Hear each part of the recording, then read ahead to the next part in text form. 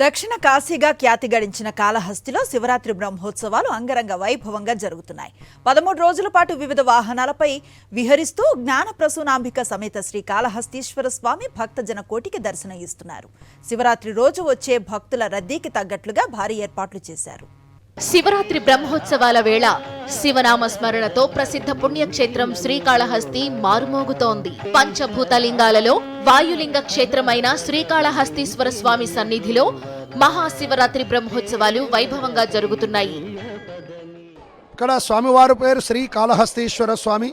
శ్రీ అంటే సాలిపురుగు, కాలము అంటే సర్పము, హస్తి అంటే ఏనుగు. ఈ మూడు మూగజీవాలు కూడా స్వామివారిని పూజించి స్వామివారి యొక్క లింగాకారంలో ఐక్యమై ఉంటాయండి. స్వామివారి యొక్క శిరస్సు మీద కాలము అంటే 5 తలల సర్పం ఉంటుంది, మధ్యలో హస్తి అంటే ఏనుగు దంతాలు ఉంటాయి, దిగువన శ్రీ అంటే సాలిపురుగు. ఈ 3 రూపాలతో ఉంటారు స్వామివారు.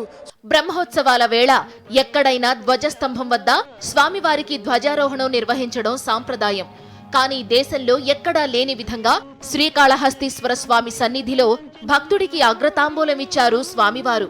స్వామి అనుగ్రహంతో మోక్షం పొందిన భక్త కన్నప్ప కొండపై ధ్వజారోహణం నిర్వహించిన తరువాతనే మరుసటి రోజున స్వామివారి సన్నిధిలో ధ్వజారోహణం నిర్వహించడం ఇక్కడి సాంప్రదాయం. ఆ తరువాత స్వామివారి ఆలయంలో వేడుకగా ధ్వజారోహణం నిర్వహించారు.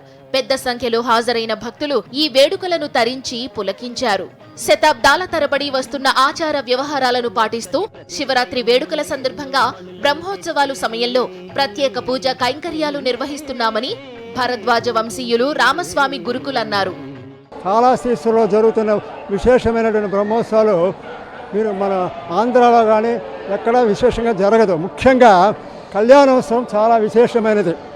చాలా గుళ్ళలో కళ్యాణోత్సవం బ్రహ్మోత్సవం కలిపి పెట్టుకునేది చాలా తక్కువ. ఆంధ్రాలో ఏం చేస్తారు, మహాశివరాత్రి మరుసటి రోజు పెడతారు. మనకు వచ్చి 2వ రోజు కళ్యాణోత్సవం జరుగుతుంది. అది తొలి బ్రహ్మముహూర్తంలో కళ్యాణోత్సవం జరుగుతుంది. అందులో ప్రజల సమక్షంలో మధ్యలో ఏనుగు మీద కాళహస్తీశ్వర కళ్యాణోత్సవం జరుగుతుంది. విశేషమైన కళ్యాణోత్సవం. శ్రీకాళహస్తి బ్రహ్మోత్సవాల్లో కీలక ఘట్టంగా భావించే మహాశివరాత్రి లింగోద్భవ దర్శనం, శివపార్వతుల కళ్యాణంకు ప్రత్యేక చర్యలు చేపట్టామని ఈవో ఎస్వి నాగేశ్వరరావు తెలిపారు.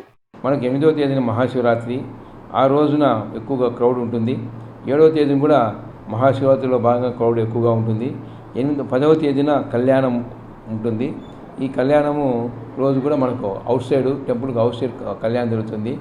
సో అక్కడ కూడా ఎక్కువగా క్రౌడ్ ఉంటుంది. భక్తులు తెల్లవారులు ఈ యొక్క కార్యక్రమం జరుగుతుంది, కళ్యాణ మహోత్సవం. సో దీనికి సంబంధంగా అన్ని ఏర్పాట్లు మేము చేయడం జరిగింది.